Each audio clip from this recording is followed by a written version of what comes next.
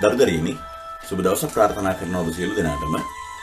අද දවසේ මා අධ්‍යාපන මනෝවිද්‍යාව විෂය යටතේ ඔබ සමග එකතු වන්නේ මෙතෙක් ඔබ උගත් මනෝවිද්‍යාත්මක කරුණු පුනරීක්ෂණය කිරීමේ අදහසින්. ඒ ඔබගේ අනාගත අධ්‍යාපන මනෝවිද්‍යාව විෂය සම්බන්ධ විශිෂ්ට සාධනයට මනා පිටිවහලක් වෙනවා.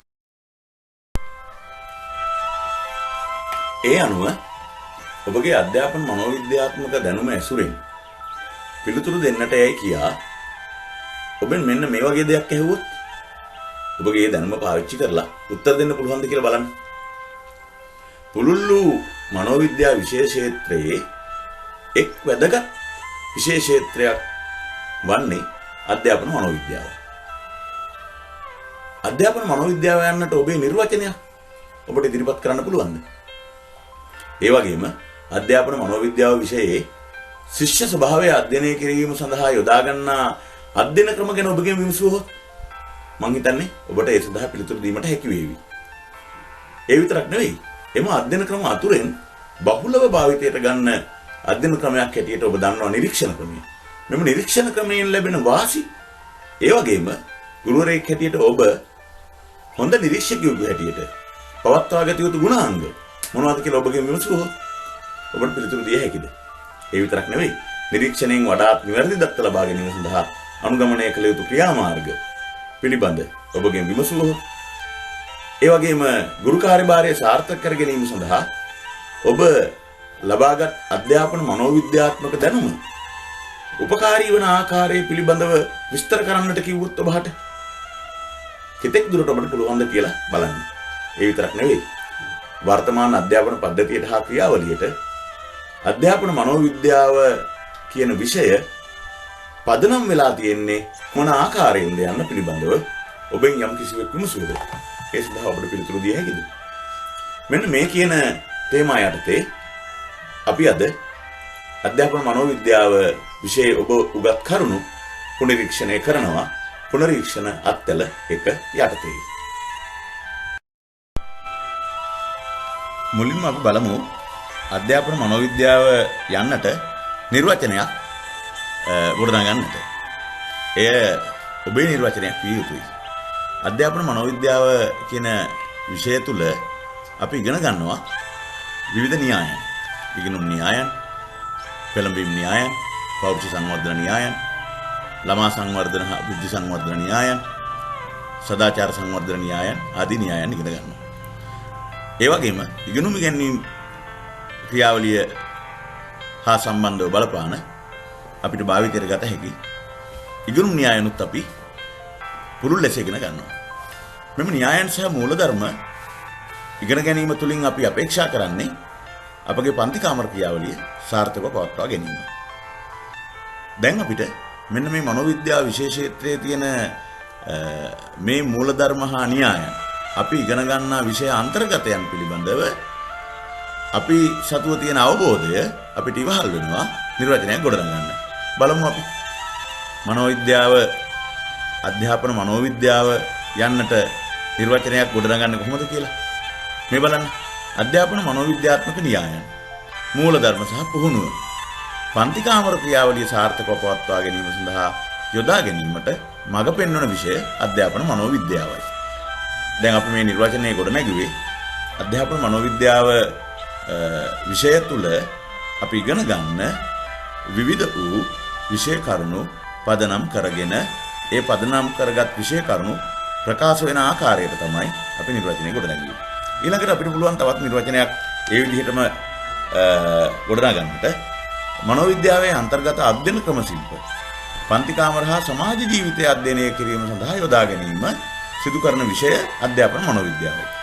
ඔබ අධ්‍යාපන මනෝවිද්‍යාව පළවෙනි පාඩම ඉගෙන ගන්නවා ශිෂ්‍ය චර්යා අධ්‍යයනය කරන්න යොදා ගන්න ක්‍රම ශිල්ප. මේ ක්‍රම ශිල්ප යොදාගන්නේ ඉගෙනුම් ඉගෙනීම් ක්‍රියාවලිය සාර්ථක කර ගැනීම සඳහා ඔබට මුණ ගැහෙන ශිෂ්‍යයන්ගේ චර්යාවන්හි ස්වභාවය අධ්‍යයනය කරගන්නත් එම චර්යා විවිධතා අනුව පන්ති කාමර ඉගෙනුම යථාර්ථවත් කරගන්නත්. ඒ තියෙන විෂය කරුණ මුල් කරගෙන තමයි මේ නිර්වචනය අපි ගොඩනැගුවේ. මනෝවිද්‍යාවේ අන්තර්ගත අධ්‍යයන ක්‍රම ශිල්ප පන්ති කාමර හා සමාජ ජීවිත අධ්‍යයනය කිරීම සඳහා යොදා ගැනීම කරන විෂය මනෝවිද්‍යාවයි කියලා. ඒ වගේම අපි ඉගෙන ගත්ත අධ්‍යාපන මනෝවිද්‍යාව විෂය තුලින් මනෝවිද්‍යාව විෂයේ කාර්යභාරය පිළිබඳ ඉගෙන ගත්තා. නිර්වචන ඇසුරින් මිනිස් චර්යා හා චින්තනය පිළිබඳ ලබා ඇති දැනුම. අධ්‍යාපන ක්ෂේත්‍රයට පන්ති කාමර ක්‍රියාවලිය සාර්ථක කර ගැනීමට යොදා ගැනීම අධ්‍යාපන මනෝවිද්‍යාවයි. බලන්නකො අපි අධ්‍යාපන මනෝවිද්‍යාව තුළින් සැබවින්ම හදාරන්නේ මිනිස් චර්යා පිළිබඳව, චින්තනය පිළිබඳව, බුද්ධිය පිළිබඳව. ඒතර මේ අපි හදාරන මේ මිනිස් චර්යා පිළිබඳ විෂය කරුණු අනුව අපි නිර්වචනය ගොඩනගා ගන්නවා. මිනිස් චර්යා හා චින්තනය පිළිබඳව අපි ලබා ගන්න දැනුම කොහොමද පන්ති කාමර ක්‍රියාවලිය සාර්ථක කරගන්න යොදාගන්නේ. ඒ සඳහා මඟ පෙන්වන්නේ මනෝවිද්‍යාව කියලා. මේ විදිහට අපිට පහසුවෙන් නිර්වචන ගොඩනගන්න පුළුවන්. ඊළඟට අපි කතා කරමු පහසුවෙන් අපි නිර්වචනයක් ගොඩනගා ගන්නේ කොහොමද කියන එක තවදුරටත් විස්තර සහිතව.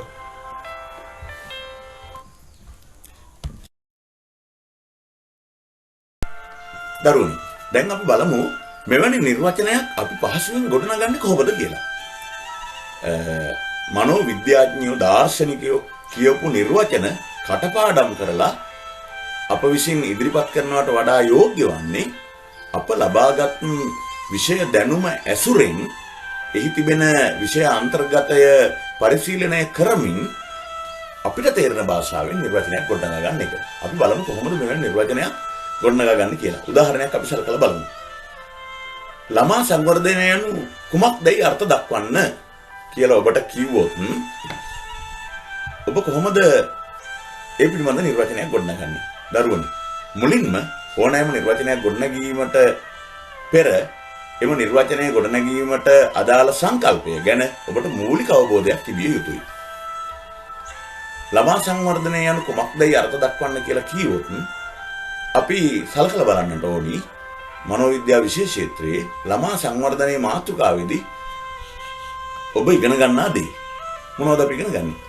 අපි ඉගෙන ගන්නවා මේ මාතෘකාවේදී පිළිසිඳ ගැනීමේ සිට අවුරුදු 18 පමණ දක්වා කාලය ළමා සංවර්ධන අවධිය හැටියට. ඒ වගේම ළමා සංවර්ධනය කියන එක ප්‍රමාණාත්මකවත් ගුණාත්මකවත් කියන ආකාර දෙකෙන්ම සිදු වෙනවා කියලා අපි ඉගෙනගෙන තියෙනවා. ළමා සංවර්ධනයේ මාතෘකාවේදී ඊළඟට ළමා සංවර්ධනය විවිධ අවධි වලට බෙදලා විස්තර කරන්න පුළුවන් කියලාත් අපි ඉගෙනගෙන තියෙනවා. ඔබ දන්නවා පූර්ව ප්‍රසව අවධිය, බිලිඳු විය, පෙර ළමා විය, පසු ළමා විය, නවයෝන්ගේ ආදී වශයෙන්. ඒ වගේම මෙම මාතෘකාවේදී අපි ඉගෙන ගන්නවා ළමා සංවර්ධනය සිද්ධ වෙන විවිධ අංශ කීපයක් ගැන. ළමා සංවර්ධනය සිද්ධ වෙනවා කායික, බුද්ධිමය, සමාජ, චිත්ත වේග, සදාචාර කියන විවිධ අංශ වලින් සිද්ධ වෙනවා කියලා ඔබ ඉගෙන ගන්නවා. ඔන්න බලන්න දැන් ළමා සංවර්ධනය කියන්නේ කුමක්ද කියලා නිර්වචනය කරන්න දුන්නට පස්සේ අපි ළමා සංවර්ධනය කියන තේමාව තුළ කතා කරපු විෂය අන්තර්ගතය කුමක්ද කියන එක අපි අවබෝධ කරගත්තා. දැන් අපිට පුළුවන් මේ විෂය අන්තර්ගතය පරිශීලනය කරලා අපේම වූ නිර්වචනයක් ගොඩනගන්න. මේ ඇසුරින් දැන් අපිට නිර්වචනයක් පහසුවෙන් ගොඩනගන්න පුළුවන්. කොහොමද බලමු අපි නිර්වචනයක් ගොඩනගුවොත් කෙසේ කොයි ආකාරයෙන් මේ නිර්වචනය පවතීද කියලා.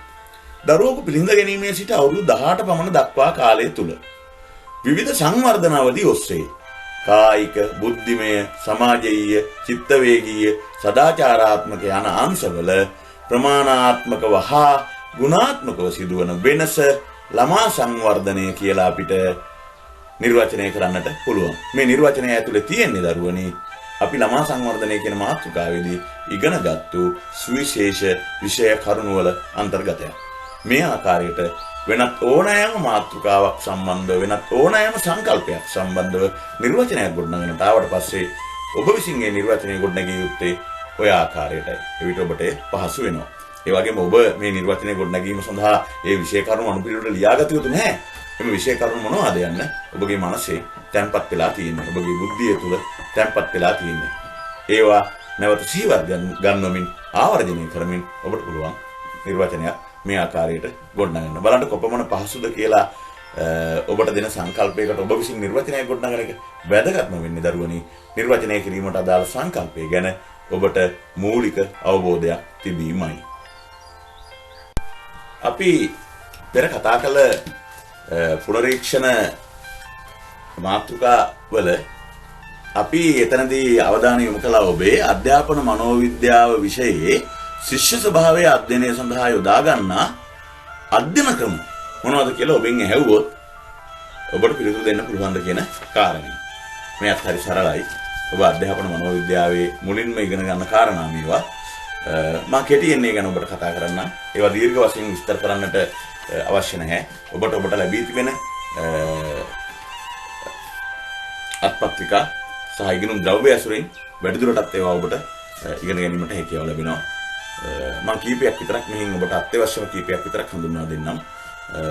ප්‍රධාන වශයෙන් අපි යොදා ගන්නවා අධ්‍යාපන මනෝවිද්‍යාව විශේෂ ක්ෂේත්‍රය තුළ ශිෂ්‍යයන්ගේ චර්යා අධ්‍යයනයට සම්පරීක්ෂණ, සායන ක්‍රමය, නිරීක්ෂණය, අන්වායාම සහ හරස්කඩ අධ්‍යයන, ඒ වගේම සම්මුඛ සාකච්ඡා, සමීක්ෂණ, ප්‍රශ්නාවලි, අන්තරාලෝකනය, ඒකට අපි අන්තරීක්ෂණය කියලා කියනවා, ප්‍රත්‍යේක අධ්‍යයන කියන අවස්ථා. මේකදී අපිට ඉතාම වැදගත් දරුවනි අපේ මට්ටමේදී පාසල් මට්ටමේදී අපිට අනුගමනය කරන්නට පුළුවන් අධ්‍යයන ක්‍රම. ඒකෙදී අපිට දැන් සම්පරීක්ෂණ වගේ ඒවා නම් අපිට පුළුල් පරිසර තත්ත්වයට තමයි ඒවා කරන්නේ. පාසල් මට්ටමේදී අපිට පහසුවෙන් නිරීක්ෂණය, සම්මුඛ සාකච්ඡා වගේ අධ්‍යයන ක්‍රම පාවිච්චි කරන්න පුළුවන්. නිරීක්ෂණයෙන් අපි කරන්නේ යම් පුද්ගලයෙක් හෝ කණ්ඩායමක් ක්‍රියා කරන ආකාරය වෙනත් පුද්ගලයෙක් හෝ කණ්ඩායමක් විසින්, ඒ කියන්නේ නිරීක්ෂකයින් පිරිසක් විසින් හොඳින් පරීක්ෂාකාරීව නිරීක්ෂණය කරලා රැස් කර ගන්නා තොරතුරු ආශ්‍රයෙන් නිගමන වලට එළඹීම. මෙය ඍජු හා වක්‍ර නිරීක්ෂණයේ වශයෙන් තවත් කොටස් වලට බෙදෙනවා. ඒ වගේම සහභාගීත්ව නිරීක්ෂණයේ වශයෙන් නිරීක්ෂණය කරන තත්ත්ව දැනුවත්ව කරනවා. ඍජු නිරීක්ෂණය කියලා කියනවා අපිට. නිරීක්ෂණයට ලක්වන්නා නොදැන සිදු කරනවා සමහර අවස්ථාවල ස්වභාවික චර්යාවට හානියක් සිදු නොවන ආකාරයෙන්. ඒකට වක්‍ර නිරීක්ෂණය කියනවා. නිරීක්ෂකයා නිරීක්ෂණයට ලක්වන කණ්ඩායමේ සමාජිකයෙකු බවට පත් වෙලා නිරීක්ෂණය යෙදෙනවා. ඒකට සහභාගීත්ව නිරීක්ෂණය කියනවා. නිරීක්ෂණය අපි බහුලව පාවිච්චි කරන ක්‍රමයක් ප්‍රාන්ති කාමරය තුල ඔබ. ඒ වගේම සම්මුඛ සාකච්ඡා. දැන් එතනදී කරන්නේ අපේ ගැටලුවට පාදක වන දරුවා එහෙම නැත්නම් ඒ කණ්ඩායම සමග මුහුණට මුහුණලා කරන අදහස් විචාරයක්. බොහොම සුහද සාකච්ඡාවක්. මේ සාකච්ඡාව තුළින් අපිට තොරතුරු ලබා ගන්න පුළුවන් සම්මුඛ සාකච්ඡා ක්‍රමය තුළ ඒව බොහොම ව්‍යුහගත කරන්න පුළුවන්, ගවේෂණාත්මකව කරන්නට පුළුවන්. ඒ වගේම අපි කතා කරනවා අන්තරාවලෝකනය ගැන. මනෝවිද්‍යාව විශේෂ ක්ෂේත්‍රයේ තියෙන පැරණිම අධ්‍යයන ක්‍රමය. ඒකෙන් කරන්නේ තමා තුළට සිත මෙහෙයවා තමාගේ සිත ක්‍රියා කරන ආකාරය පිළිබඳව අවධානය යොමු කොට වාර්තා තබා ගැනීම. දරුවනි, මේ ඔබට ඉතාම වැදගත් ක්‍රමයක්. පන්ති කාමරයේ ඔබ පිළිබඳව ඔබටම යම්කිසි අධ්‍යයනයක නිරත වන්න. උදාහරණයක් හැටියට අපි බලමු ඔබ පන්ති කාමරයේ විනාඩි 40ක පැයක කාල පරිච්ඡේදයක් ඉගෙනීම් කටයුතු කරනවා. ඔබ විවිධ අත්දැකීම් වලට මුහුණ දෙනවා. ඔබට පුළුවන් මේ පාඩම අවසානයේ නැවත වතාවක් ප්‍රත්‍යාවේක්ෂණයක යෙදෙන්න. ඔබ කළ කාර්ය පිළිබඳව ඔබටම සිත මෙහෙයවලා ඔබගේ පෙර ක්‍රියාවලිය සිදු වූ ආකාරය කොතරම් දුරට සාර්ථකද නැද්ද යන්න කියන එක පිළිබඳව ප්‍රත්‍යාවේක්ෂණයේ යෙදෙන්නට පුළුවන්. ඔබගේ ඉගෙනුම් ඉගැන්වීම් ක්‍රියාවලිය යහපත් කර ගැනීමට එම ක්‍රියාමාර්ගයේ ඔබට ගත හැකියි. එහිදී ඔබගේ සිත ක්‍රියා කරන ආකාරය පමණක් නෙවෙයි, ඔබ සමස්තයක් හැටියට පන්ති කාමරය තුල ක්‍රියාත්මක වෙච්ච ආකාරය පිළිබඳව ආපස්සට සිතලා බැලීම සිදු වෙන්නේ. ඒකට අපිට මේ අන්තරාවලෝකනය, අන්තරීක්ෂණය කියන ක්‍රමයේ තියෙන මූලධර්ම වලින් අපිට ඉගෙන ගන්න තියෙන පාඩම තමයි අපේ හැකියාවන්හි ශක්්‍යතාවය කොපමණද කියන එක පිළිබඳව අධ්‍යයනයක නිරත වෙන්නට සරලව අපිට අපි ගැනම හිතන්න පුළුවන්. ඔබ පන්ති කාමරේ උගන්වලා අවසානයේ පාඩම් සැලසුම තුල අන්තර්ගත කරනවා ප්‍රත්‍යවේක්ෂණ සටහන. පාඩම් සැලසුමක් නොමැති වුවත් ඔබට පාඩම් සැලසුමේ සටහන් නොකලා වුවත් ඔබ අනිවාර්යයෙන්ම ප්‍රත්‍යවේක්ෂණයක නිරත විය යුතුයි. ඔබ කළ කාර්යය කෙසේද යන්න පිළිබඳව මේ මා සාමාන්‍ය පන්ති කාමර ක්‍රියාවලියටයි ඒක සම්බන්ධ කළේ. අන්තරාවලෝකනය, අන්තරීක්ෂණය කියන එක ගැඹුරු සංකල්පයක්. නමුත් එහින් ගන්න තියෙන සරල අදහස ඔබගේ ක්‍රියාවලිය හා ගැලපීමයි මා සිදු කරේ. ඊගොල්ලෝ බහුලව ඔබට ප්‍රශ්න ඇසෙන ක්ෂේත්‍රයක් තමයි මේ අන්වායාම සහ හරස්කඩ අධ්‍යයනය. අන්වායාම අධ්‍යයනය කියලා අදහස් කරන්නේ මේක ඔබ දන්නවා ජීන් පියාජේ විශිෂ්ට අධ්‍යාපනඥයෙක්, මනෝවිද්‍යාඥයෙක්. ඔහු තමන්ගේ දරුවන් යොදාගෙන අන්වායාම අධ්‍යයනයක නිරත වෙලා තමයි ළමා සංවර්ධනය පිළිබඳව බුද්ධි සංවර්ධනය විශේෂයෙන් බුද්ධි සංවර්ධනය පිළිබඳව න්‍යායයන් ඉදිරිපත් කළේ. අන්වායාම අධ්‍යයනයට අපි සිරස් නිරීක්ෂණය කියලා කියනවා. සිරස් අධ්‍යයනය කියලා කියනවා. ඒකෙදි එකම ළමයා හෝ කණ්ඩායමක් මතක තියාගන්න. එකම ළමයා හෝ කණ්ඩායමක් දීර්ඝ කාලයක් තිස්සේ නිරීක්ෂණය කරනවා. ඒකට විශාල කාලයක් ගත වෙනවා. එතකොට පරීක්ෂකයා බොහෝ කාලයක් කණ්ඩායම සමග ගත කරනවා. මම උදාහරණයක් කියන්නම්. දැන් ජීන් පියාජේ කලේ උපතේ ඉඳලා නව යෝගිනී අවසානයේ දක්වා ඔහුගේ දරුවන්ගේ කායික බුද්ධිමය සමාජ සදාචාර සංවර්ධනය කොහොමද සිද්ධ වෙන්නේ කියන එක පිළිබඳව අධ්‍යයනයක නිරත වෙනවා. අපි බලමු මෙහෙම උදාහරණයක් පන්ති කාමරයේදී. ඔබට පුළුවන් පළමු ශ්‍රේණියේ සිට පස්වෙනි ශ්‍රේණියේ දරුවන් පස්වෙනි ශ්‍රේණිය දක්වා දරුවන්ගේ භාෂා හැකියාවේ වර්ධනය සිදුවෙන ආකාරය පිළිබඳව අධ්‍යයනයක් කරන්න මේ අන්වායාම එහෙම නැත්නම් සිරස් අධ්‍යයන ක්‍රමයේ යටතේ. ඒකදි කරන්නේ එකේ පන්තියේදී ඔවුන්ගේ භාෂා හැකියාවේ සංවර්ධනය සිද්ධ වෙන ආකාරය එම දරුවන්ම දෙකේ පන්තියේදී එම දරුවන්ම තුනේ පන්තියේදී එම දරුවන්ම හතරේ පන්තියේදී සහ එම දරුවන්ම පස්වෙනි ශ්‍රේණියේදී වශයෙන් ඔවුන්ගේ භාෂා හැකියාවේ වර්ධනය නිරීක්ෂණය කරමින් අධ්‍යයනය කරමින් ඔබට සටහන් තබාගෙන පළවෙනි ශ්‍රේණියේ සිට පස්වෙනි ශ්‍රේණිය දක්වා යන විට අවුරුදු 5ක් තුළ ඔවුන්ගේ භාෂා වර්ධනය සිද්ධ වෙන්නේ කොමන ප්‍රමාණයෙන්ද කියන එක පිළිබඳව ඔබට අධ්‍යයනයක නිරත වන්නට පුළුවන්. ඒ තමයි අන්වායාම අධ්‍යයනය කියලා අපි කියන්නේ. එකම ළමයි කණ්ඩායමක් දීර්ඝ කාලයක් තිස්සේ යම්කිසි ප්‍රස්තුතයක් පිළිබඳව අධ්‍යයනයට ලක් කිරීම. ඊළඟට හරස්කඩ අධ්‍යයනය යන්න අදහස් කරන්නේ ඊට වඩා වෙනස්. ඒකෙදි ගන්න එකම කණ්ඩායමක් නොවේ. අපි අර උදාහරණෙම ගමු. එක ශ්‍රේණියේ සිට පහ ශ්‍රේණිය දක්වා සිසුන්ගේ භාෂා හැකියාවේ වර්ධනය වන ආකාරය පිළිබඳව සොයා බලන්නේ. මේකෙදි අවුරුදු 5ක කාලයක් දීර්ඝ කාලයක් අපි යොදාගන්නේ නැහැ. එකම අවස්ථාවේ පළමුණු ශ්‍රේණියෙන් ශිෂ්‍ය කණ්ඩායමක්, දෙවෙනි ශ්‍රේණියෙන් ශිෂ්‍ය කණ්ඩායමක්, තුන්වෙනි ශ්‍රේණියෙන් ශිෂ්‍ය කණ්ඩායමක්, හතර සහ පස්වෙනි ශ්‍රේණි වලින් ශිෂ්‍ය කණ්ඩායම බැගින් ශිෂ්‍ය කණ්ඩායම් පහක් එක විට අරගෙන එම දරුවන්ගේ භාෂා හැකියාවේ වර්ධනය පිළිබඳව සංවර්ධනය පිළිබඳව සොයා බලනවා. ඒක අවුරුදු 5ක් ගත වෙන්නේ නැහැ. එකිනෙකට වෙනස් ශිෂ්‍ය කණ්ඩායම් පහක් තමයි යොදාගන්නේ එකේ සිට පහ ශ්‍රේණිය දක්වා. එතනදී සිද්ධ වෙන්නේ එකේ සිට පහ ශ්‍රේණිය දක්වා සිසුන්ගේ භාෂා හැකියාවේ සංවර්ධනය පිළිබඳව සොයා බැලීම. වෙනසකට තියෙන්නේ එකම ළමයි කණ්ඩායමක් නෙවෙයි. එතනදී යොදාගන්නේ එකිනෙකට වෙනස් එකිනෙක මට්ටම් වල ඉන්න අධ්‍යයනයට ලක්වන එකිනෙක මට්ටම් වල සිටින විවිධ මට්ටම් වල සිටින දරුවන් කණ්ඩායම් පහක්. මම හිතන්නේ ඒකට ඔබට දැන් පැහැදිලි ඇති. ඒකට අපි කියනවා හස්කඩ අධ්‍යයනය කියලා. මෙම අධ්‍යාපන මනෝවිද්‍යා අධ්‍යයන ක්‍රම මේ සියල්ල තුල මම ඔබට මේ කීපය පමණක් පැහැදිලි කරේ ඔබට ඒ ඊටාම වැදගත් නිසා. මේවා පිළිබඳව ඔබට ප්‍රශ්නයක් විමසුවොත් ඔබට ඒවා පිළිබඳව පිළිතුරු ලබා දිය හැකි පන්ති කාමර ඉගෙනුම් ක්‍රියාවලිය හා සම්බන්ධ කර ගනිමින්. අද අපි අවධානය යොමු කරන තවත් තේමාවක් හැටියට මා මුලදී සිහිපත් කළේ මෙම අධ්‍යයන ක්‍රම අතුරෙන් නිරීක්ෂණ ක්‍රමය තමයි බහුලව භාවිතයට ගන්නෙ. සාමාන්‍යයෙන් පන්ති කාමරයේ තුල බහුලව වගේම පහසුවෙන් චර්යා හඳුනා ගැනීම සඳහා මෙම ක්‍රම අතුරෙන් බහුලව භාවිතයට ගන්නා නිරීක්ෂණ ක්‍රමයෙන් ලැබෙන වාසි. ඒ වගේම නිරීක්ෂණයේ නිරත වන හොඳ නිරීක්ෂකයෙකු තුළ තිබිය යුතු ගුණාංග මොනවද කියන එක පිළිබඳව තමයි අපි මේ මාතෘකාව යටතේ සල්කලා බලන්නේ. ඔබට පුළුවන් මේකට උත්තර දෙන්න. නිරීක්ෂණ ක්‍රමයෙන් ලැබෙන වාසි. ඔව්. ශිෂ්‍ය චර්යා පිළිබඳ ඉතා විශ්වාසදායක තොරතුරු ලබා ගන්නට පුළුවන්. මොකද ශිෂ්‍යයා ස්වභාවික වාතාවරණය තුල හැසිරෙන්නේ. අපිට පුළුවන් විශ්වාසදායක තොරතුරු ලබා ගන්නට. හැබැයි ඒ වගේම ශිෂ්‍ය චර්යා පිළිබඳ පැහැදිලි චිත්‍රයකුත් අපිට මවා ගන්නට පුළුවන්. එපමණක් නෙවෙයි.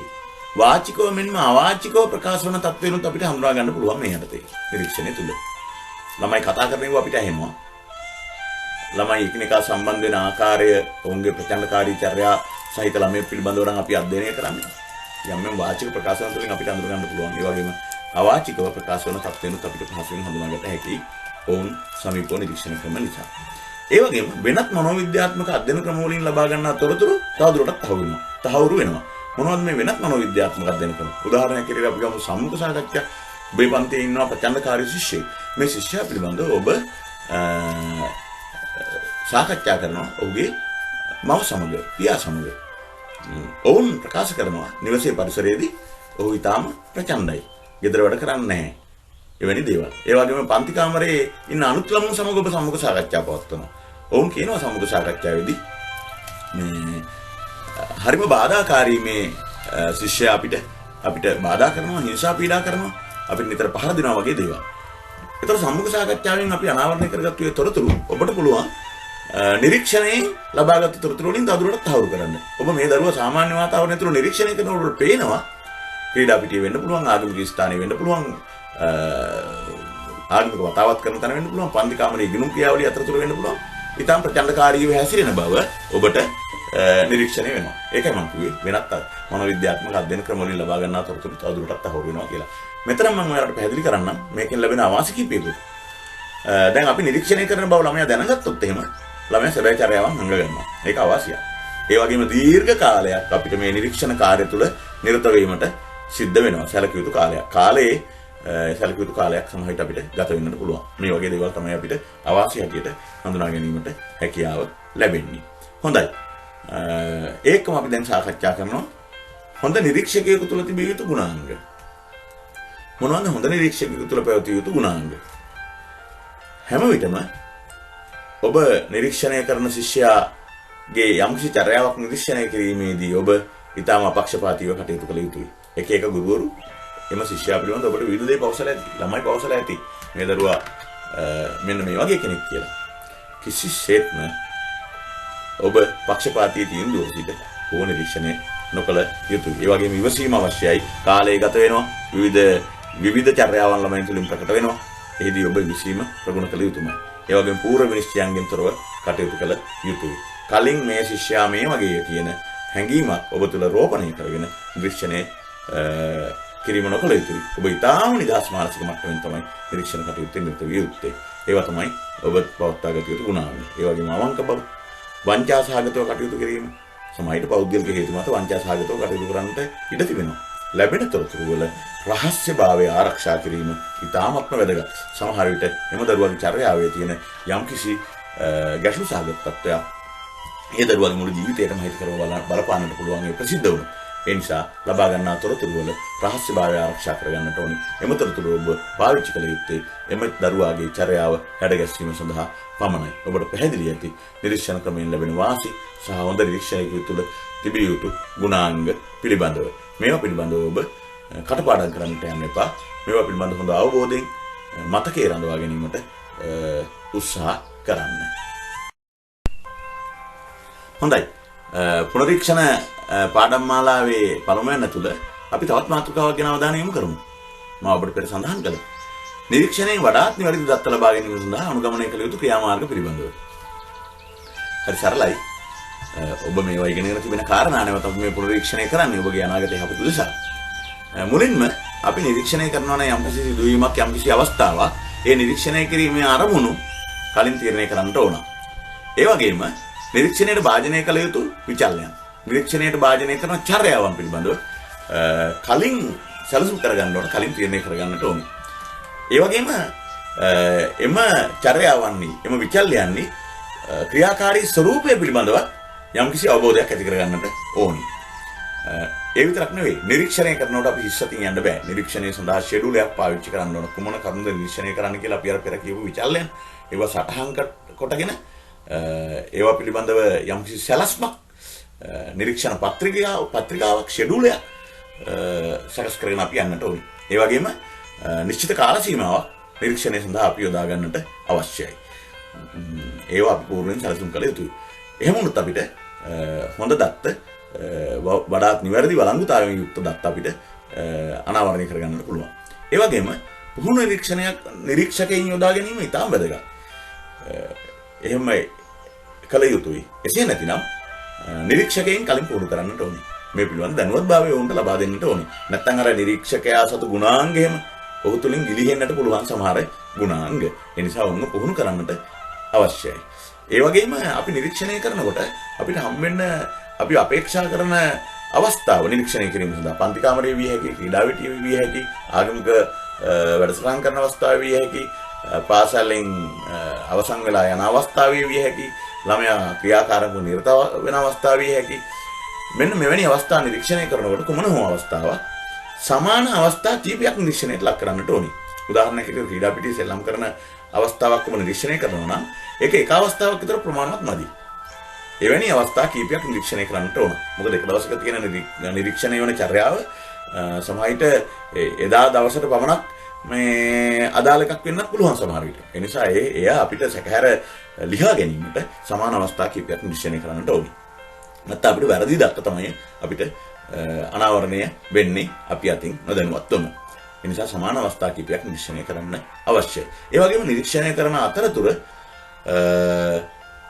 සටහන් තබා ගැනීමෙන් වැළකීම හා නිරීක්ෂණය අවසන් වූ වහාම ඒවා අමතක වෙන්න පෙර නිරීක්ෂිත දත්ත වාර්තා කර ගැනීම අවශ්‍යයි. නිරීක්ෂණය කරන වෙලාවේ අපි සටහන් තබා ගන්න ගියොත් පොත බල අපිට ළමයාගේ චර්යාව අපිට නොදකින්නට පුළුවන්. ඒ නිසා අපි ඊටාම සැලකිල්ලෙන් විමසිල්ලෙන් ඒවා චිත්ත රූප වගේ මනසේ ධාරණය කරගෙන නිරීක්ෂණය කරලා නිරීක්ෂණය අවසන් වෙච්ච ගමන්ම අමතක වෙන්න පෙර දත්ත වාර්තා කරගන්නට ඕනි. මට මුලින් තව ඔබට කියන්නට කරුණක් තිබ්බා. අර මම ඔබට කිව්වා සමාන අවස්ථා කීපයක් නිරීක්ෂණය කිරීම සම්බන්ධ. ඒ වගේම එක අවස්ථාවක් නිරීක්ෂණයටත් නිරීක්ෂකවරු කීප දෙනෙක් උදා ගන්නට ඕනේ. එක් අවස්ථාවක් නිරීක්ෂණය කරන්න නිරීක්ෂකවරු කීප දෙනෙක්. එවිට නිරීක්ෂකවරු දෙදෙනෙකු තිදෙනෙකු අතර සමාන චර්යාව පිළිබඳව වළංගු දත්ත අපිට පිරිපහදු කරගන්නට පුළුවන්. ඒ නිසා ඒ වගේම තමයි හැකිතරම් පූර්ව විනිශ්චයන්ගෙන් තොරව නිරීක්ෂණය යෙදෙන්නට ඕන. ගුණාංග යටතේත් මා ඒක කතා කළා. හැකිතරම් පූර්ව නිරීක්ෂණයෙන් තොරව. සමහර විට ඒක ගුරුවරයෙක් කියන්න පුළුවන් මේ ශිෂ්‍යයා මෙහිමයි, ඔය ළමයන්ගේ අම්මලා මෙහිමයි, තාත්තලා මෙහිමයි. ඒ වගේ විවිධ වැරදි දේවල් කියන්නට පුළුවන්. ඒ නිසා කොට නිවැරදි දත්ත ලබා ගැනීමට ඒක බාධාවක් වෙනවා පූර්ව නිරීක්ෂණයෙන් සිටියොත්. ඒ නිසා ඔබ ගුරුවරයෙක් හැටියට අනාගතයේදී ශිෂ්‍යයා ඔහුගේ චර්යාව නිරීක්ෂණය කිරීමේදී සිසුන් සම්බන්ධ බොහොම නිදහස් මනසකින් ඒ නිරීක්ෂණ කාර්යයේ නිරත විය යුතුයි. මම හිතන්නේ ඔබට පැහැදිලි ආකාරයකට ඔබ නිරීක්ෂණය කරොත් වඩාත් නිවැරදි දත්ත ලබා ගැනීමට හැකියාව ලැබෙනවා. ඊළඟට අපි අවධානය යොමු කරන්නේ දරුවනි ගුරු කාර්යභාරය සාර්ථක කර ගැනීම සඳහා අධ්‍යාපන මනෝවිද්‍යාත්මක දැනුම උපකාරී වන ආකාරය ඔබගෙන් විමසුවහොත් ඔබ ලබා දිය යුත්තේ මොන වගේ පිළිතුරුද යන්න පිළිබඳව සාකච්ඡා කරන්නට. හොඳයි. ඒ සාකච්ඡා කරන්නට පෙර මම ඔබට වීඩියෝ දෙකක් නරඹන්නට අවස්ථාව දෙනවා. මේ ගුරු ශිෂ්‍යාවක අධ්‍යාපන මනෝවිද්‍යාව විශේෂ ක්ෂේත්‍රය තුළ ලබාගත්තු දැනුම තමන්ගේ පන්ති කාමර ක්‍රියාවලිය සාර්ථක කර ගැනීම සඳහා යොදාගත් බවට හොඳ උදාහරණයක්. මේ පන්තිය තුන ශ්‍රේණිය පන්තියක්. මේ පන්තිය දරුවන් විවේක කාලයෙන් අවසානයේ පන්තියට එන්නේ ඉතාම නොසන්සුන් ආකාරයට. විවේක කාලයෙන් පස්සේ ළමයි ටිකක් නොසන්සුන් ෂර්ට් උඩ දාගෙන කොණ්ඩ පටි ගලවගෙන මේ වගේ විවිධ ආකාරයෙන් ඩෙස් වලින් පැනගෙන එන්නේ. ඒතර මේ අවස්ථාවේ මනෝවිද්‍යාව ඉගෙනගත්තු ගුරුවරයා මේ දරුවන්ගේ ඒ අවස්ථානුකූලව තියෙන චර්යාවේ ස්වභාවය තේරුම් අරගෙන ඊට ගැළපෙන ආකාරයට තමයි ඉගැන්වීම් කාර්යය සැලසුම් කළ යුත්තේ. එහිදී ප්‍රධාන වශයෙන්ම මෙවැනි වාතාවරණයක් ඇතුලේ අධික උණුසුමක් තියෙන ක්‍රීඩා විනෝදකාමී ක්‍රීඩාවල නිරත වෙලා අධික ක්‍රියාකාරී තත්ත්වයෙන් යුතුව පන්තියට ආපු දරුවාගේ අවධානය ලබා ගැනීම අපහසුයි සාම්ප්‍රදායිකව ඉගෙනීම හෝ. ඒ නිසා මේ ගුරු ශිෂ්‍යාව තමන් ලබාගත්තු මනෝවිද්‍යාත්මක දැනුම පාවිච්චි කරලා පෙළඹීම් න්‍යායම් පිළිබඳ දැනුම පාවිච්චි කරලා ඒ වගේම ළමයින්ව ආකර්ෂණය කර ගැනීමට අනුගමනය කළ යුතු මනෝවිද්‍යාත්මක පිළිවෙත පිළිබඳ අවධානය යොමු කරලා මේ වයස් මට්ටමේ දරුවන්ගේ චර්යාමය ස්වභාවය කායික මානසික ස්වභාවය පිළිබඳව මනා අවබෝධයකින් යුතුව සංකීර්ණ පාඩමක් සඳහා එම දරුවන් ප්‍රවේශ කර ගැනීම සඳහා ගනු ලබන ක්‍රියාකාරකමක්. දරුවන් හොඳින් පාඩමට පොළඹවා ගැනීම සඳහා ඔවුන්ගේ සාමාන්‍ය චර්යාවන් වලින් මුදවා ගැනීම සඳහා අනුගමනය කළ යුතු ප්‍රවේශයක්. මේ සඳහා ඇය ලබාගත්තු මනෝවිද්‍යාත්මක දැනුම භාවිත කරලා තිබෙනවා. ඊළඟ වීඩියෝ එකෙන් පෙන්වන්නේ ගුරුතුමා හෝ ගුරුතුමිය නෙවෙයි නර්තනය විෂය ද්විතීක ශ්‍රේණිවල පන්තියක මේ ගුරුතුමා ගුරුතුමිය යොදා ගන්නවා. ඇය ඔහු එදා දවසේ තියෙන පාඩමේ විෂයාන්තර්ගතයට අදාළව දරුවන්ට ඉඟි ලබා දෙන්න ප්‍රවේශයක් ඇය සම්පත්දායකයෙක් හැටියට පන්ති කාමරයේම සිසුවෙකු යොදා ගන්නවා. එසේ යොදා ගැනීම තමයි ඒ තව මොහොතකින් කිරීමට අපේක්ෂා කරන පාඩම පිළිබඳව ඉඟි ලබා දෙමින් ඒ පාඩම සඳහා සිසුන්ගේ අවධානය ආකර්ෂණය පෙළඹවීම ඇති කරගන්නේ. එහිදී ඇය ලබාගත් මනෝවිද්‍යාත්මක දැනුම පාවිච්චි කරලා තිබෙනවා. ඔවුන්ගේ චර්යාවන්ට ගැළපෙන ආකාරයෙන් පාඩම සහ ප්‍රවේශය සංවිධානය කිරීම තුළ.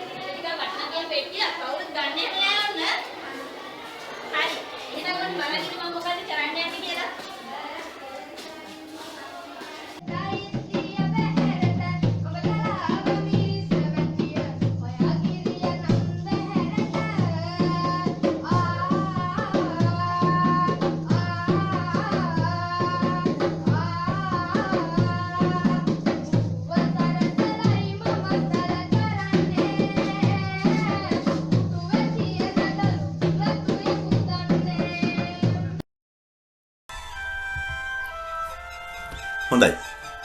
පෙර වීඩියෝ දර්ශන දෙකෙන් ඔබ දැක්කා අධ්‍යාපන මනෝවිද්‍යාව පිළිබඳ දැනුම මනාව භාවිත කරමින් තමන්ගේ ගුරු කාර්යභාරය සාර්ථක කර ගැනීම සඳහා තමන් ලබාගත් දැනුම යොදා ගන්න ආකාරය. තව ටිකක් අපි සාකච්ඡා කරමු කරුණු වශයෙන්. ඔබට හමු වෙන දරුවන් විවිධ ළමා සංවර්ධන සහ බුද්ධි සංවර්ධන අවධි වලට අයත්. මෙම සිසුන් උදෙසා ඔවුන්ගේ විවිධත්වයට ගැලපෙන ආකාරයට ඉගෙනුම් අවස්ථා සැලසුම් කිරීම හා ක්‍රියාත්මක කිරීමේදී මනෝවිද්‍යාව දැනුම උපකාරී වෙනවා. මොකද්ද මේ කියන්නේ? අපි හිතමු පළවෙනි ශ්‍රේණියේ දරුවෙක්. ඔහු ළමා සංවර්ධන අවධි ගත්තොත් පෙර ළමා වියේ ඉන්නේ. අවුරුදු 2 ඉඳලා 7 දක්වා වගේ පෙර ළමා වියේ වයස් කාණ්ඩයට අයත් වෙන්නේ. ඒ වගේම නවයුන්ගේ ළමයි අවුරුදු 12 ඉඳලා අවුරුදු 18 පමණ දක්වා. ඉතින් අවුරුදු 12 ඉඳලා 18 දක්වා ළමයින්ට අපි උගන්වන්නේ නැහනේ එකේ පන්තියේ දරුවන්ට උගන්වන විදිහට. එකේ පන්තියේ දරුවන්ට ආධාරක අරගෙන ක්‍රියාකාරකම් පාදකව සෞන්දර්යාත්මකව ආකර්ශනීයව අපි උගන්වන්නේ දරුවන්ට. ඔවුන්ගේ මානසික මට්ටම තුළ ඔවුන් අපේක්ෂා කරන්නේ එවැනි ක්‍රියාකාරී ඉගෙනුම් අත්දැකීම්. නමුත් නවයෝන් යටනකොට ඊට වඩා සංකීර්ණ වියුක්තව හිතන්න පුළුවන් ගවේෂණය, විචාරශීලීත්වය, තර්කණය වගේ බුද්ධිමය තත්ත්වයන්ට ගැලපෙන ආකාරයට අපි ඉගෙනුම සංවිධානය කරනවා. ඒකයි මේ කිව්වේ.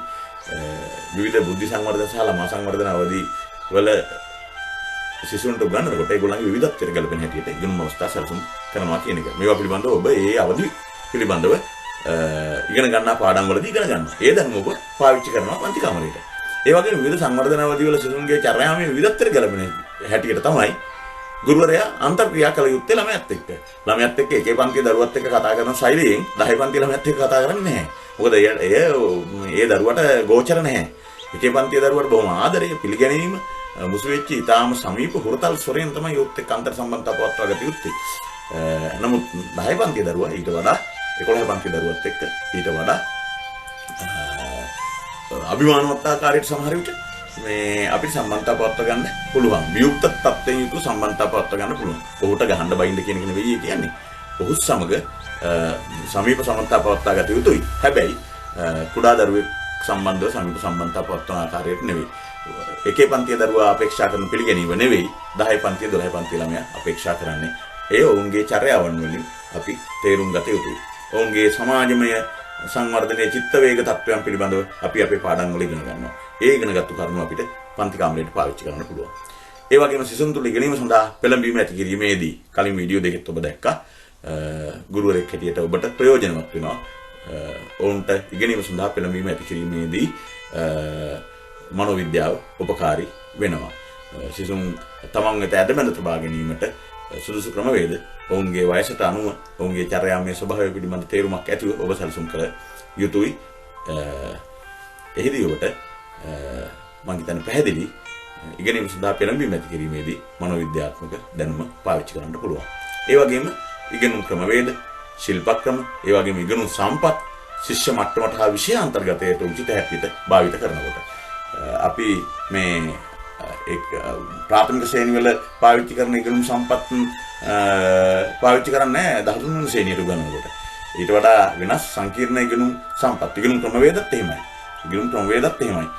ක්‍රීඩා පිටියේ ඊටාම සෞන්දර්යාත්මක ආකර්ෂණීය ක්‍රීඩාංශ ක්‍රියාකාරකම් මේ අපි සමහර විට 11 ශ්‍රේණියේදී සංකීර්ණ ගණිත පාඩමකදී පාවිච්චි කරන්නේ නැහැ. එතනදී අපි පාවිච්චි කරන්නේ ඊට වඩා මේ බොහොම වියුක්තව ළමයාගේ දැනුම වර්ධනය කිරීමට උදිත ඉගෙනුම් ක්‍රමවේද, ඉගෙනුම් සම්පත්. ඒ නිසා ඒ සඳහා අපිට මනෝවිද්‍යාව දැනුම උපකාරී වෙනවා. ඒ අපි පාවිච්චි කරන්නේ අපි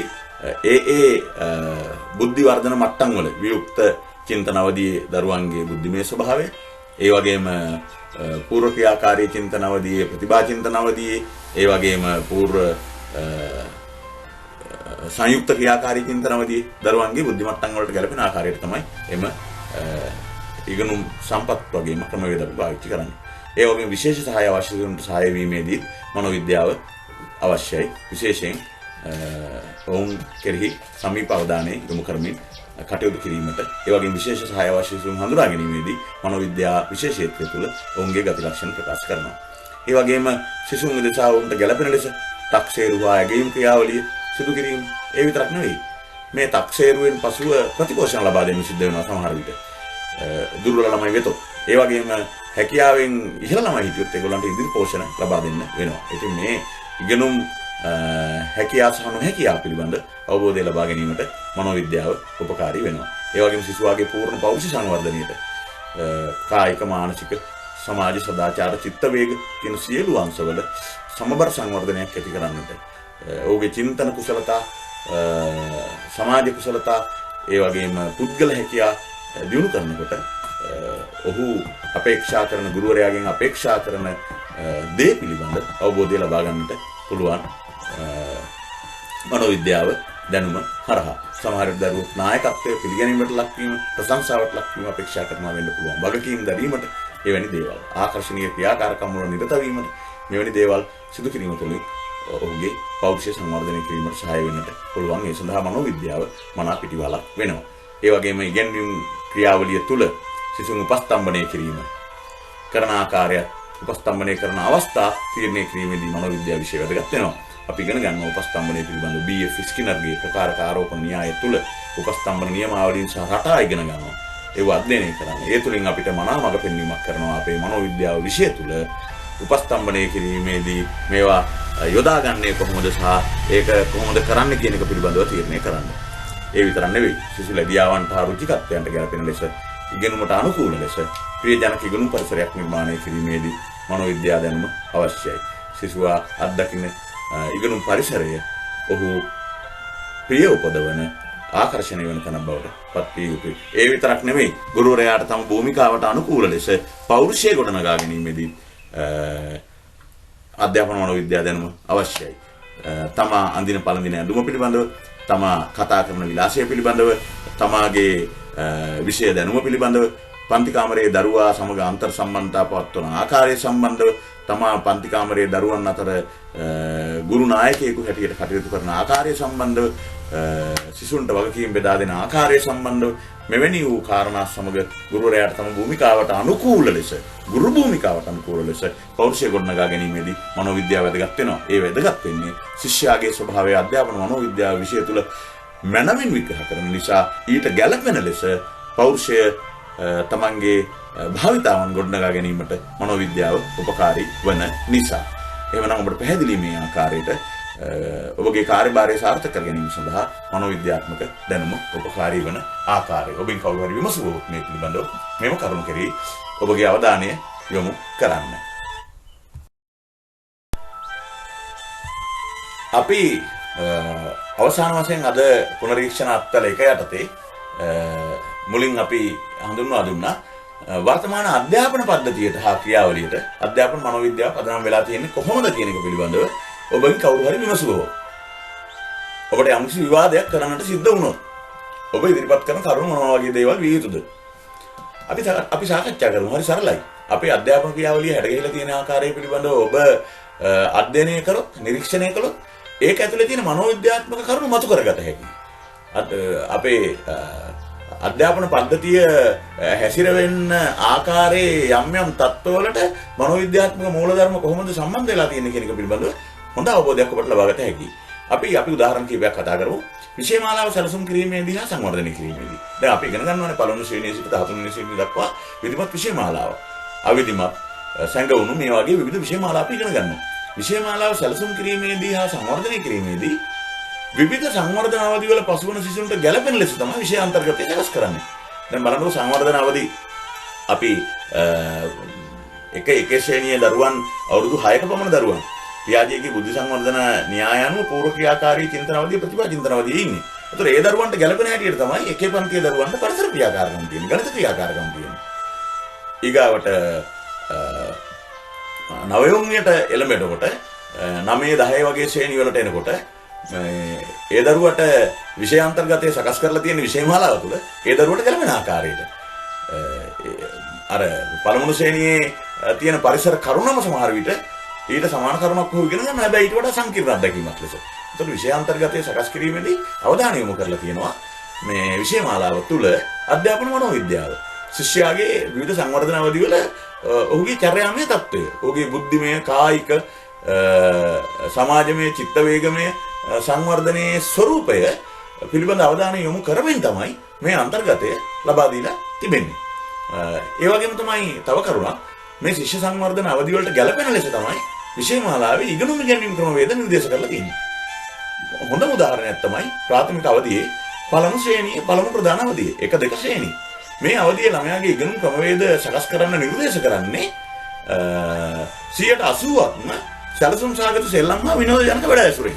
20%යි තමයි එම දරුවට අසුන්ගත වැඩ වලට අදාළ ක්‍රමවේද පාවිච්චි කරන්න අවස්ථාව තිබෙන්නේ. ඇයි මේ විනෝදජනක සෙල්ලම් සැලසුම් සාගත සෙල්ලම් හා විනෝදජනක වැඩ ළමයාට ලබා දෙන්නේ? ඒ දරුවාගේ ස්වરૂපය එසේ වන නිසා. 1 ඉඳලා 9ට ගනින්න සමහරවිට පුංචි ගායනයක්, කෝච්චියක යන ක්‍රියාකාරකමක් විය හැකියි. ක්‍රීඩා මාධ්‍යයෙන්, නිර්මාණශීලී අත්දැකීම් මාධ්‍යයෙන්, විනෝදජනක ක්‍රියාකාරකම් මාර්ගයෙන් තමයි ඉගෙනුම් ක්‍රමවේද තීරණය වෙලා දිවෙන්නේ එම දරුවන්ට. ඔබ හිතනවා 12 ශ්‍රේණියේ දරුවෙකුට කෝච්චියක් යමින් මේ ඔහු ආධාරණ විෂය කරුණු මේ උගන්වන්න ක්‍රීඩා පිටියට ඇවිල්ලා නෑ. ඒ ගැලපෙන්නේ නෑ. ඔහුගේ සංවර්ධන මට්ටමට ගැලපෙන ආකාරයේ ක්‍රමවේද වෙනම පාවිච්චි කරනවා. මේ ක්‍රමවේද විෂය මාලාව තුළ නිර්දේශ කරලා තිබෙනවා. ඒවට බලපාලා තියෙන්නේ එතකොට මනෝවිද්‍යාත්මක පදනම. ඒ වගේම තමයි ඉගෙනුම් අවස්ථා සැලසුම් කිරීමේ පිළිවෙල. ආකෘති හඳුන්වා දීලා තිබෙනවා. පාඩම් සැලසුම් ආකෘති, දින සැලසුම් ආකෘති යම්කිසි සැලසුමකට අනුව ඉගෙනුම සම්පාදනය කරන්න. මොකද ඒ සැලසුම අවශ්‍යයි. ඒ සැලසුම සකස් කරනකොට අනිවාර්යයෙන්ම ඔබ සැලසුම සකස් කරන්නේ ශිෂ්‍යයාගේ වර්ධන ස්වභාවයේ සංවර්ධන මට්ටම, ඔහුගේ සාධන මට්ටම පිළිබඳ පූර්ව අවබෝධයකින් යුතුව මගේ පන්තියේ ඉන්න මේ දරුවන් වෙනුවෙන් මගේ පන්ති කාමර ඉගෙනුම් අවස්ථාව සැලසුම් කළ යුත්තේ කෙසේද? ඒකට ආධාරක සකසා ගත යුත්තේ කොයිද? කුමන ක්‍රමවේද මම අනුගමනය කළොත්ද මේ දරුවාව නිසි සාධනයට ගෙනියන්න පුළුවන්? ඔන්න අධ්‍යාපන ක්‍රියාවලිය තුළ අපිට හඳුන්වා දීලා තිබෙනවා ඒකට යම් පිළිවෙත්. ඒ වගේම පාසල් වල පරිපාලනය, කළමනාකරණය, ව්‍යුහය, දෛනික ක්‍රියාවලිය සැලසුම් කරලා තියෙන ආකාරය. දැන් උදාහරණ ගත්තොත් පාසල් තුල වැඩ බෙදලා තියෙන්නේ මනෝවිද්‍යාත්මක පදනම අනුව. ඒ වගේම කාලසටහන සකස් කරලා තියෙන්නේ පැහැදිලිවම පුළුල් මනෝවිද්‍යාත්මක පදනමක් අනුව කාලසටහන සකස් කරලා තිබෙන්නේ. බලන්න කාලය බෙදලා තියෙන ආකාරය. දැන් ප්‍රාථමික පන්ති වල නම්‍යශීලී කාලසටහන. ඒ වගේම නිර්දේශ කරනවා සංකීර්ණ විෂයන් උදේවරු වලට, හවස්වරු වලට ක්‍රියාකාරකම් පාදක විෂයන්, සෞන්දර්ය විෂයන් ගෙන් බොහෝ දුරට තියෙන හවස්වරු වලට. හැකියතාක් උත්සාහ කරනවා ගණිතය, විද්‍යාව, ඉංග්‍රීසි වගේ විෂයන් පාසල් තුළ උදේවරුේ කාලසටහනේ යොදවන්න. ඒ වෙනුවෙන් තිබෙන කාලය දැන් බලන්නකො ප්‍රාථමික පන්ති දරුවන් උදේවරුේ නිශ්චිත කාලයක් පමණයි ඉන්නේ, කෙටි කාලයක් පාසල් තුළ රැඳී පවතින්නේ. හැබැයි විධිමත් චින්තන අවධියේ ඉන්න, වියුක්ත චින්තන අවධියේ ඉන්න ඉහළ පන්ති වල දරුවන් පූර්ණ කාලය රැඳිලා ඉන්නවා පාසල් තුළ. එකිනෙකට වෙනස් විෂයන් ඉගෙන ගන්නවා. ඔව්. ඒ විතරක් නෙමෙයි. ඔබ දකිනවා අධ්‍යාපන ක්‍රියාවලිය තුළ පන්තික ශිෂ්‍ය සංඛ්‍යාව නිර්දේශ කරලා තියෙනවා. පළමු ශ්‍රේණිය ප්‍රාථමික ශ්‍රේණිය වල ශිෂ්‍ය සංඛ්‍යාව මෙපමණ විය යුතුයි. 40ක් විය යුතුයි. එහෙම නැත්නම් 45ක් විය යුතුයි. එක අවස්ථාවල එහෙම නිර්දේශ කරනවා. ඒ ශිෂ්‍ය සංඛ්‍යාව නිර්දේශ කරන්නේ හොඳ වාතාවරණයක් යටතේ ළමයාට ඉගෙන ගැනීමට ඕන කරන මනෝවිද්‍යාත්මක පදනම සැලකලා. එතකොට ඔන්න අධ්‍යාපන පද්ධතියට ක්‍රියාවලියට මනෝවිද්‍යාව පදනම් වෙලා තියෙන ආකාරය. ඒ විතරක් නෙමෙයි. ගුරුවරුන්ට අඛණ්ඩ ගුරු වෘත්තිය සංවර්ධන වැඩසටහන ක්‍රියාත්මක කරනවා. අඛණ්ඩ ගුරු වෘත්තිය සංවර්ධන වැඩසටහන උදාහරණයක් පාසල් පාදක ගුරු සංවර්ධන වැඩසටහන. ඒ වගේම ගුරු මධ්‍යස්ථාන වල විවිධ ගුරු සංවර්ධන වැඩසටහන. ඒ තුළ අධ්‍යාපන මනෝවිද්‍යාත්මක න්‍යාය මූලධර්ම නැවත මතක් කරලා දෙනවා. බලන්නකො මනෝවිද්‍යාව පිළිබඳ දැනුම, මනෝවිද්‍යාව පිළිබඳ අවබෝධය අධ්‍යාපන ක්‍රියාවලිය හා බද්ධ වෙලා තියෙන හැටි. එතකොට අධ්‍යාපන මනෝවිද්‍යාව ඔය ආකාරයට තමයි පදනම් වෙලා තියෙන්නේ අධ්‍යාපන ක්‍රියාවලිය තුළ. ඒ වගේම ඇගීම හා තක්සේරු කරන ක්‍රියාකාරකම් සැලසුම් කිරීමේදී මේ ඇගීමක් කරන්නේ ඇයි? තක්සේරුවක් කරන්නේ ඇයි? ළමයා ඉන්නා තත්ත්වය පිළිබඳව අවබෝධය ලබා ගැනීමෙන් ඔහුට අවශ්‍ය ප්‍රතිපෝෂණ ඉදිරි පෝෂණ ලබා දෙමින් නිසි ඉගෙනුම් අරමුණු නිසි නිපුණතා මට්ටම් සහ නිපුණතා වලට ළමයා තියනවාද අපේක්ෂිත ඉගෙනුම් ඵල සාක්ෂාත් කර ගැනීමට අවශ්‍ය කරන මඟ පෙන්වීම තමයි මේ තුලින් ලබා දෙන්නේ. ඒ සඳහා තමයි ක්‍රියාත්මක වෙන්නේ. ඇගීම් කරන්න, තක්සේරුව කරන්න. එතකොට ඒ සඳහා මනෝවිද්‍යාත්මක පදනමක් බලපාලා තියෙනවා. විවිධ ඉගෙනුම් නොහැකියා දුෂ්කරතා හඳුනා ගැනීම අත්‍යවශ්‍යයි. ඒ නිසා ඇගීම් තක්සේරු කරන අත්‍යවශ්‍යයි. එවැනි දේවල් අධ්‍යාපන ක්‍රියාවලිය තුළ ක්‍රියාත්මක වෙන්නේ මේ මනෝවිද්‍යාත්මක පදනම් අනුව. ඒ වගේම තමයි විශේෂ සහාය අවශ්‍ය සිසුන්, ඒ වගේම විශේෂ අවශ්‍යතා සහිත සිසුන් සමග සම්බන්ධ වීමේදී මනෝවිද්‍යාත්මක කරුණු තමයි උපකාරී වෙලා තියෙන්නේ. උදාහරණ හැටියට ප්‍රතිපෝෂණ ඉගෙනුම් අවස්ථා, ගෙම පුද්ගලයන්ගේ ශිෂ්‍යයන්ගේ තියෙන ඉගෙනුම් හැකියාවන් නොහැකියාවන්හි ඔවුන් ජීවත් වන සමාජ ආර්ථික පරිසරයන්හි තිබෙන විවිධතා නොසලකා එකම වාතාවරණයක් තුළ අධ්‍යාපනය ලබා දීමේ අවස්ථා, අන්තර් කරන අධ්‍යාපන අවස්ථා දරුවට ලබා දීලා තිබෙන්නේ මනෝවිද්‍යාත්මක කරුණු පදනම් කර ගනිමින්. මම හිතන්නේ ඔබට පැහැදිලි ඇති වර්තමාන අධ්‍යාපන පද්ධතියට හා ක්‍රියාවලියට අධ්‍යාපන මනෝවිද්‍යාව පදනම් වෙලා තියෙන ආකාරය. ඔබගෙන් කවුරුන් හෝ විමසුවොත් මම විශ්වාස කරනවා දැන් ඔබට හැකි මේ පිළිබඳව ඉතා මැනවින් ඔබට පිළිතුරු ලබා දෙන්නට. හොඳයි. අපි අද අධ්‍යාපන මනෝවිද්‍යාව විෂය පිළිබඳව පළමු පුනරීක්ෂණ පාඩම් මාලාව සමග එකතු වුණා. අද දවසේදී අධ්‍යාපන මනෝවිද්‍යාව විෂයේ මූලික කරුණු පුනරීක්ෂණය කළා අපි. ඒ ඔබට අනාගතයේ හොඳ ගුරුවරයෙකු වීමට වැදගත් වේයයි කියලා මම විශ්වාස කරනවා. හොඳයි, එහෙමනම් අපි අද දවසේ පාඩම අවසන් කරමු. ඊළඟ දවසේ අධ්‍යාපන මනෝවිද්‍යාව පුනරීක්ෂණ අත්වල 2 සමග අපි හමු වෙමු. එම පාඩම් මාලා ලබා ගැනීම සඳහා මාගේ YouTube channel එක subscribe කරන ලෙස මම ඔබගෙන් ඉල්ලා සිටිනවා. ඔබ සියලු දෙනාටම සුබ දවසක් ප්‍රාර්ථනා කරනවා.